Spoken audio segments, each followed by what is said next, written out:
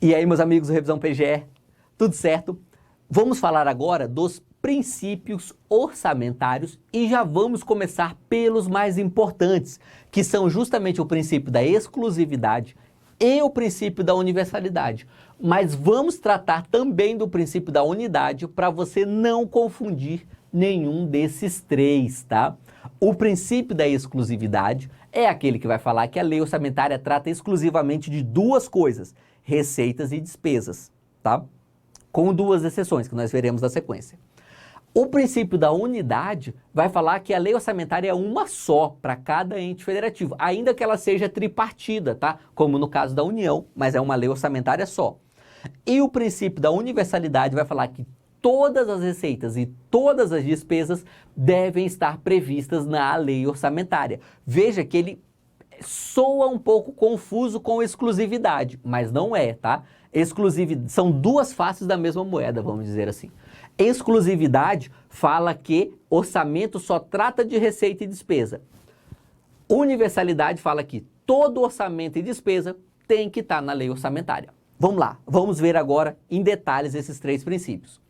Primeiro, da exclusividade, que ele está previsto no parágrafo 8º do artigo 165 da Constituição. Olha só, a lei orçamentária anual não conterá dispositivo estranho à previsão da receita e à fixação da despesa, não se incluindo na proibição a autorização para a abertura de créditos suplementares e contratação de operações de crédito, ainda que por antecipação de receita. Então, olha só, lei orçamentária só serve para duas coisas: prever receita, autorizar despesa, com duas exceções: autorização para abertura de crédito suplementar e autorização para pegar empréstimo, ainda que por antecipação de receita orçamentária. Então, regra e duas exceções.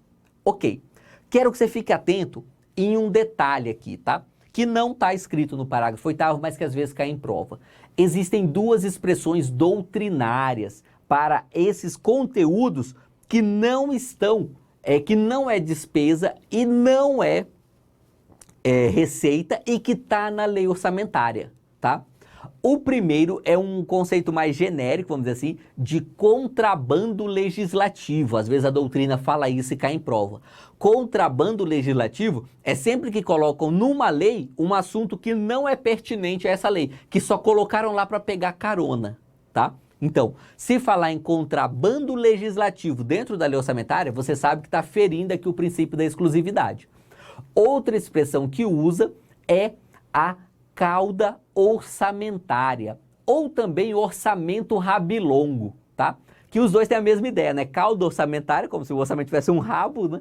E o orçamento rabilongo também, que é como se o orçamento tivesse um rabo comprido, assim. E o que é esse rabo do orçamento?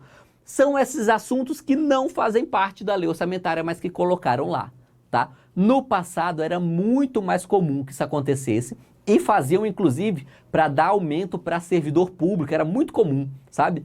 Ali para não ter que ter toda a discussão no parlamento, aí às vezes tá faltando orçamento, e como é que vai dar aumento para os vereadores, por exemplo? Os próprios vereadores querem dar aumento para si, né? Como é que eles vão colocar isso? A população vai achar ruim e tal. Então o que eles faziam? Colocava lá dentro da lei orçamentária, tá? Hoje é vedada essa prática. Orçamento público, pelo princípio da exclusividade, só comporta previsão de receita, autorização de despesa e as nossas duas exceções: autorização para abertura de crédito suplementar e autorização para pegar empréstimo. Ok? Vamos lá. PGM Boa Vista 2019, prova CESP, perguntou o seguinte: é viável incluir na lei orçamentária municipal a autorização para a contratação pelo município de operação de crédito por antecipação de receita? Sim, está certo. Quem errou essa questão? 90% das pessoas que erraram porque quando fala que operação de crédito por antecipação de receita, o cara até lembra que está lá naquele parágrafo 8º, mas ele fala: ih, cara, a antecipação de receita está incluída ou está excluída dessa exceção? Está incluída, tá? Olha aqui, ó. Ainda que por antecipação de receita. Em outras palavras, inclusive nos casos de antecipação de receita. nós estudaremos essa forma específica de operação de crédito, tá? Eu vou falar só o conceito para você agora, para você não ficar perdido. Olha só, uma operação de crédito é quando o poder público, e aí nós vamos dar isso na aula 7 aqui do nosso curso, é quando o poder público, ele pega um dinheiro emprestado junto a uma instituição financeira, enfim, alguém autorizado para isso. Ok. A operação de crédito por antecipação de receita, também conhecida como ARO, que é antecipação de receita orçamentária, ela acontece quando o poder público ele pega um dinheiro em um ano fiscal para pagar dentro desse mesmo ano fiscal, tá? Então imagina o seguinte, no ano fiscal de 2022, ali em março, chega lá o estado do Mato Grosso do Sul, olha e fala, cara, quer saber? Eu achei que eu fosse arrecadar mais esse ano, não estou arrecadando, nós estamos com as despesas grandes, mas eu sei que até o fim do ano eu vou recuperar. Está faltando fluxo de caixa só hoje para pagar o salário dos procuradores. O que nós vamos fazer agora então? Vamos pegar um empréstimo para que a gente tenha fluxo de caixa e até o fim do ano a gente devolve. Então, essa operação de crédito por antecipação de receita orçamentária é aquela que ocorre dentro de um exercício fiscal para ser integralmente paga dentro desse mesmo exercício, desse mesmo ano, ok? Mesmo esse tipo de operação já pode vir prevista na lei orçamentária, ok? Então, vamos lá. Princípio da unidade. Artigo 2º da Lei 4.320. A lei do orçamento conterá a discriminação da receita e despesa de forma a evidenciar a política econômica financeira e o programa de trabalho do governo, obedecidos os princípios de unidade, universalidade e anualidade. Princípio da unidade significa tão somente que cada ente federativo tem um único orçamento. Nenhum ente federativo pode ter duas leis orçamentárias em um mesmo ano, tá? Essa unidade ela é política, não é documental. O que é isso? Nós podemos até ter orçamentos diferentes dentro da mesma lei, tá? Por isso que o orçamento federal, nós temos o orçamento fiscal, nós temos o orçamento da Seguridade Social e o orçamento de investimento das empresas estatais independentes. Chegaremos lá. Então, cada ente político elabora um único orçamento e o orçamento federal ele é tripartido. Tem o orçamento fiscal, o orçamento de investimento das empresas e o orçamento de seguridade social. Se você tem dúvida sobre esses três tipos de orçamento, pode ficar tranquilo que nós veremos em detalhes na próxima aula, quando falarmos de lei orçamentária anual, ok? Por enquanto, fica por aqui. Princípio da universalidade. Também na 4.320, artigo 3º, a lei de orçamentos compreenderá todas as receitas. E o artigo 4º fala a mesma coisa para todas as despesas, ou seja, não podemos ter receita e não podemos ter despesa não inclusa na lei orçamentária anual. Essa é a regra, tá? Vamos lá. Exceções à universalidade, que a própria Lei 4.320 traz. Operações de crédito por antecipação de receita, tá? Pode ser feito mesmo sem previsão na lei orçamentária. Emissão de papel moeda, outras entradas compensatórias no ativo e passivo financeiros, como, por exemplo, depósitos e calções. Aqui eu tenho que antecipar um pouquinho a nossa aula de receita pública, tá? Lá em receita pública, nós estudaremos que nós temos a receita pública em sentido estrito, que é aquele dinheiro que ele entra no cofre público com caráter de definitividade. Ele entra para o poder público, de fato, pagar suas despesas. Por exemplo, quando você paga um imposto qualquer, você vai lá, abastece o tanque do seu carro, compra gasolina, você está pagando o ICMS. Esse ICMS vai para o Estado, 1/4 dele vai para o município, né? Beleza. Esse ICMS que foi para o Estado, para o município, estados e municípios vão fazer o que com esse dinheiro? Vão cobrir suas despesas, vão pagar pessoal, vão comprar material de expediente, vão asfaltar a rua, vão construir hospital, vão pagar salário de vereador e governador, enfim, vai fazer tudo isso. Ótimo. Agora, e quando você entra com uma ação judicial, uma ação de consignação em pagamento?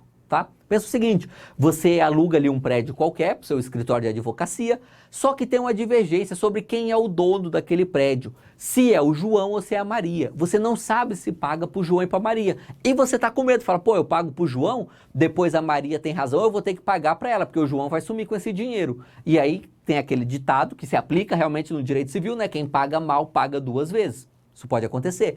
Então o que você faz? Você entra com ação de consignação em pagamento e fala, olha juiz, eu quero pagar, eu sei que eu devo, eu só não sei quem que é o credor. Então, chama o João e a Maria, tá aqui o dinheiro e eles que se resolvam para ver quem vai receber, tá? Quando você entra com essa ação de consignação em pagamento, que você faz esse depósito em juízo, esse dinheiro vai para uma conta judicial. Quem administra essa conta judicial é o poder público, tá? Tem que ter previsão orçamentária para esse ingresso público? Não tem, tá? Então, essa é uma exceção à universalidade. Essas entradas compensatórias. O que é uma entrada compensatória? É aquele dinheiro que entra marcado para sair.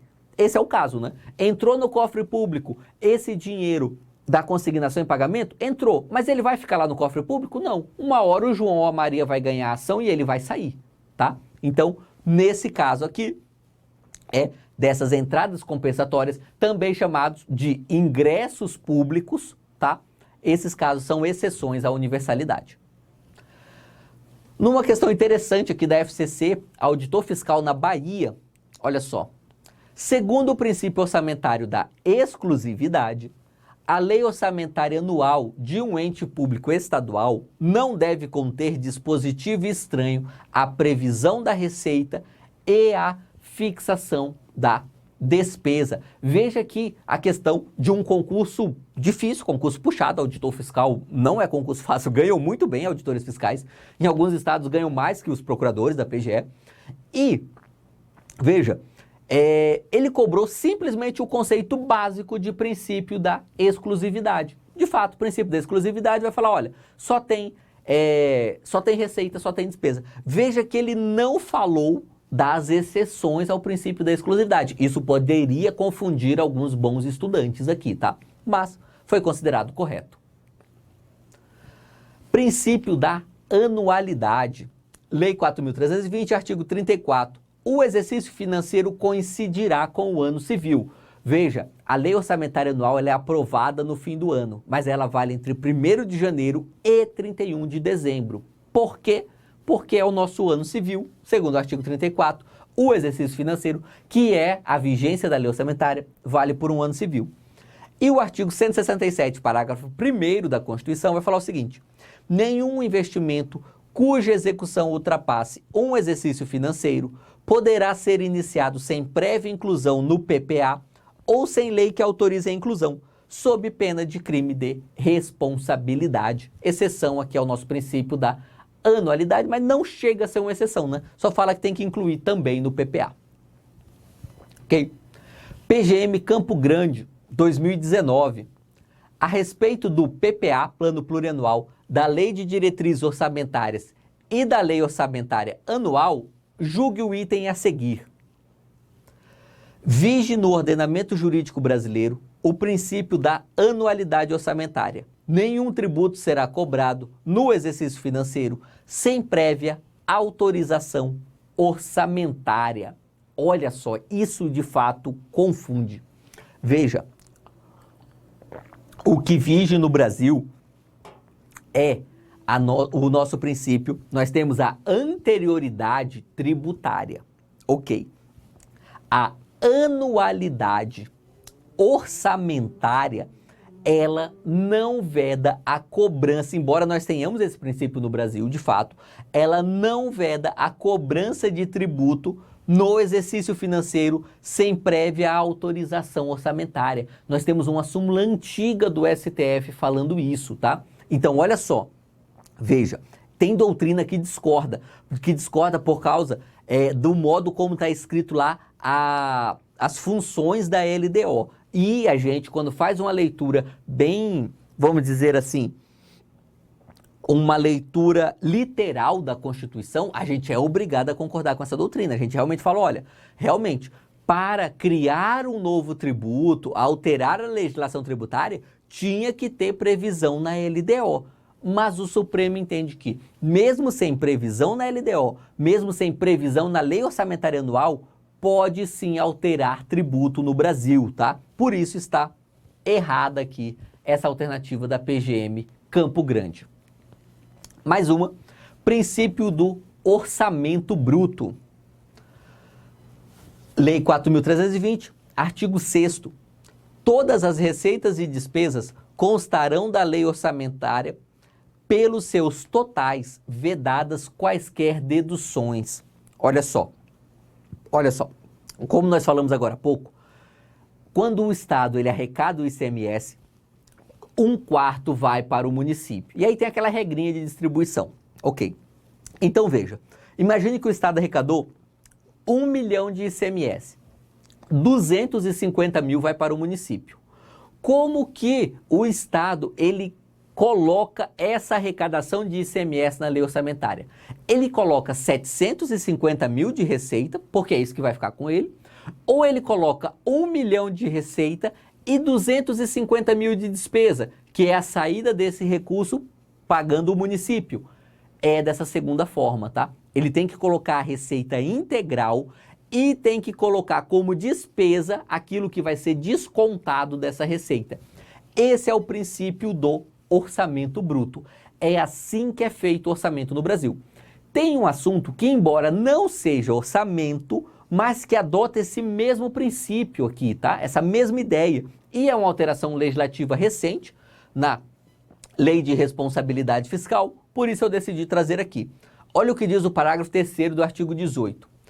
Para a apuração da despesa total com pessoal, será observada a remuneração bruta do servidor, sem qualquer dedução ou retenção, ressalvada a redução para atendimento do disposto no artigo 37, inciso 11 da Constituição Federal, que é o teto de gastos aqui.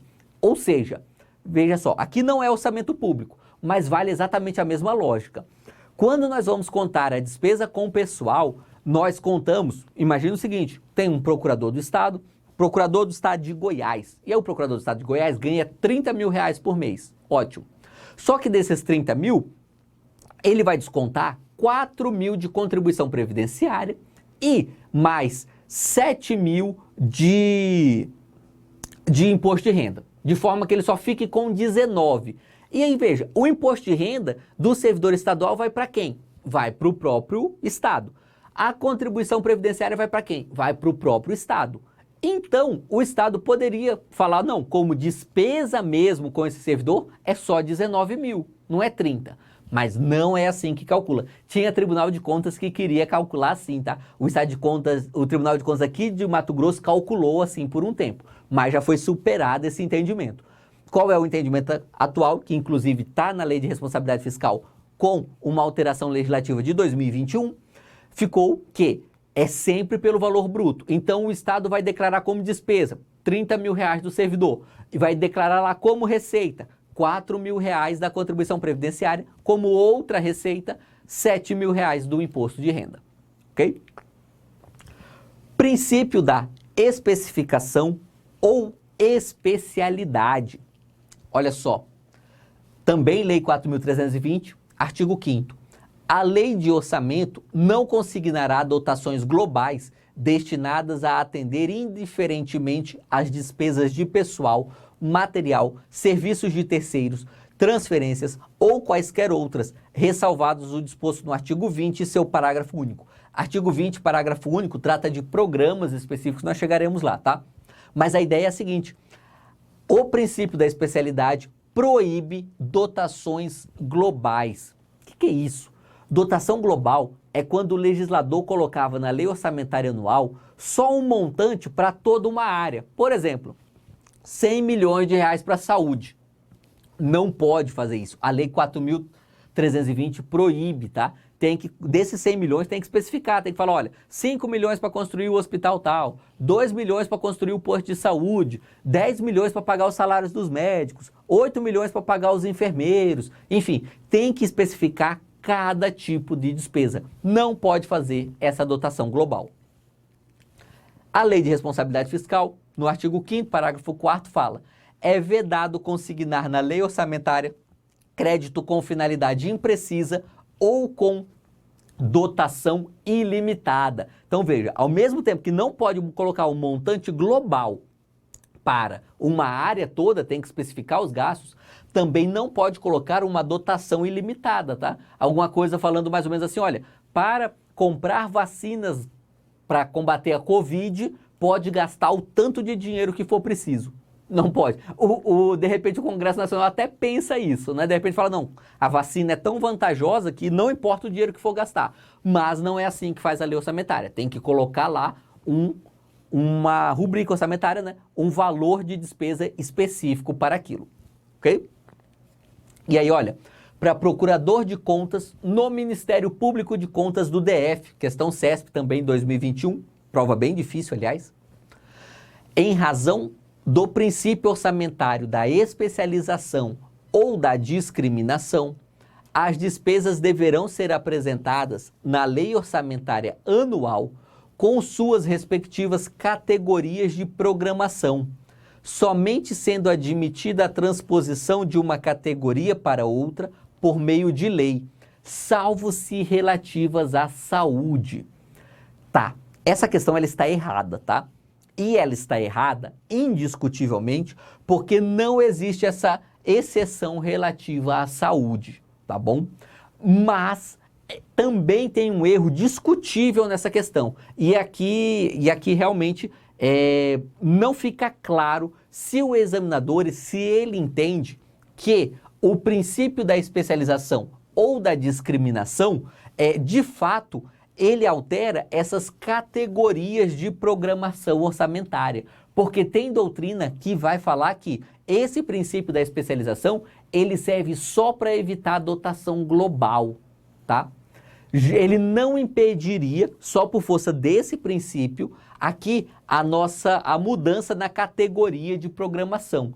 Eu entendo que ele impede sim, tá? Mas enfim, aqui nós temos uma pequena divergência doutrinária. De toda forma, a questão está errada, porque não existe essa exceção relativa à saúde, ok? Mas nós temos exceções sim ao princípio da especialidade. Uma delas é a reserva de contingência. Esse assunto nós estudaremos quando falarmos da lei orçamentária anual. Reserva de contingência é basicamente um montante que você põe na lei orçamentária para falar, olha, como todo ano acontece alguns imprevistos, que nós não sabemos quais são, justamente porque eles são imprevistos, né? Não podem ser previstos. Então, vamos deixar um dinheiro reservado aqui para quando acontecer algum problema, a gente ter de onde tirar esse dinheiro e abrir um crédito adicional, tá? Para isso serve a reserva de contingência, que nos termos do artigo 5º, inciso 3 da LRF, é uma obrigatoriedade em toda a lei orçamentária. Toda lei orçamentária tem que ter. Os programas especiais de trabalho, eles estão no artigo 20, parágrafo único, da Lei 4.320. Vamos ver a redação. Os programas especiais de trabalho que, por sua natureza, não possam cumprir-se subordinadamente às normas gerais de execução da despesa, poderão ser custeados por dotações globais, classificados entre as despesas de capital. Então veja, a única hipótese aqui que o parágrafo único do artigo 20 autoriza para que tenhamos dotações globais é caso tenhamos um programa especial de trabalho, tá? O examinador ele não vai cobrar de você o conceito de programa especial de trabalho, tá bom? Mas só para você saber um pouquinho, só para não ficar muito confuso na sua mente, esses programas especiais é quando o poder público ele cria de fato um programa, uma atividade específica para ser realizada. Por exemplo, nós temos o Programa de Erradicação do Trabalho Infantil, que existe já no Brasil há muitos anos, acho que pelo menos desde o governo Fernando Henrique, tá? Esse programa de erradicação do trabalho infantil, ele tem uma série de atividades que, em algumas circunstâncias, não podem ser discriminadas para que colocamos corretamente ele no orçamento. Ele vai depender de várias pesquisas de campo, de várias situações que mudam ano a ano. Para um programa como esse, pode ser feita uma dotação global falando, olha, vai aqui 10 milhões de reais para o programa de erradicação do trabalho infantil e aí lá dentro desse programa usa conforme for melhor, tá bom? Vamos lá. Mas o princípio é o princípio da unidade de tesouraria. Olha só aqui, Lei 4.320, artigo 56. O recolhimento de todas as receitas far-se-á em estrita observância ao princípio de unidade de tesouraria, vedada qualquer fragmentação para a criação de caixas especiais. Olha só, alguns cuidados com esse princípio. Primeiro, fala aqui todas as receitas. Ótimo. Então, todas as receitas do ente federativo, eles vão para um mesmo local, uma mesma tesouraria. O que isso quer dizer?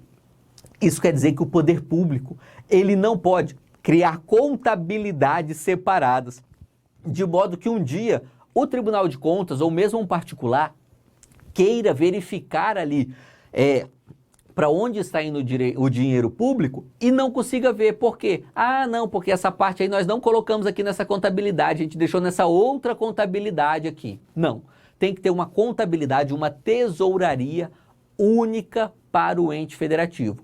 Por isso que cada ente federativo tem o que chama conta única, tá? Tem a conta única do Tesouro, conta única da União, conta única do município, tá? Que até no jargão ali dos órgãos financeiros costuma chamar de fonte 100, né? A fonte 100 é essa conta única. Que aqui vem uma grande pegadinha. Embora ela tenha esse nome de conta única, ela não é tão única assim, né? Porque os fundos especiais têm contas próprias, tá? Os fundos são justamente montantes de recurso para uma finalidade específica. Então, por exemplo, na Procuradoria do Estado de Mato Grosso, nós temos a conta única, né, do Estado do Mato Grosso, mas nós temos um fundo que é um fundo da Procuradoria, que serve para fazer investimentos da Procuradoria do Estado, e esse dinheiro ele fica fora dessa conta única. Não fica fora da tesouraria, não fica fora da contabilidade geral do Estado, mas não está depositado na mesma conta, ok? Artigo 164, parágrafo 3º da Constituição, a disponibilidade de caixa da União serão depositadas no Banco Central. Ok. As dos estados, do DF, dos municípios e dos órgãos ou entidades do poder público e das empresas por ele controladas em instituições financeiras oficiais, ressalvados os casos previstos em lei. Olha só, muita atenção aqui, tá? O que a Constituição fala é da disponibilidade de caixa do ente federativo. Ou seja, tem 50 milhões de reais para o Estado, para o Distrito Federal. O Distrito Federal tem 50 milhões de reais ali meio sobrando. Onde fica esse dinheiro? Na conta do Distrito Federal, que fica em uma instituição financeira oficial. Beleza. Agora, quando o Distrito Federal vai pagar o salário do procurador do Distrito Federal, esse salário, a partir do momento que ele sai da conta do Estado, ele não é mais disponibilidade de caixa do Estado. Então ele pode sim ser depositado num banco privado. Não tem problema nenhum, tá? Servidor público pode receber dinheiro em banco privado, ok? Por que eu ressalto isso? Porque algumas pessoas confundem e por isso caem em prova. Só o que tem que estar na instituição financeira oficial é a disponibilidade de caixa, tá? Não é o dinheiro que o ente paga. Se o ente pagou, esse dinheiro não é mais do ente. A partir do momento que é feito o TED, né, ali, ele ou o PIX, ele já se transforma em um recurso particular. Então ele pode ir para qualquer instituição financeira, ok? E aí nós temos um julgado do STF em 2012 para falar o seguinte: folha de pagamento de servidores públicos, depósito em instituição financeira privada. O depósito de salário ou de remuneração de servidor público em instituição financeira privada não afronta o artigo 164, parágrafo 3º da Constituição Federal, pois não se enquadra no conceito de disponibilidade de caixa. Isso aí, né? E veja, para analista no Tribunal de Contas do Rio, CESP também, 2021, pela aplicação do princípio da unidade de tesouraria, é vedado o depósito de salário ou de remuneração de servidor público em instituição financeira privada. Viu? Achou que era fácil o assunto? Mas em um concurso também de alto nível, CESP, prova recente, caiu quem? conhece esse julgado que eu demonstrei há pouco, sabia que essa alternativa estava errada. Beleza? Galera, com isso, encerramos aqui o nosso assunto dos princípios orçamentários. É isso aí e vamos juntos.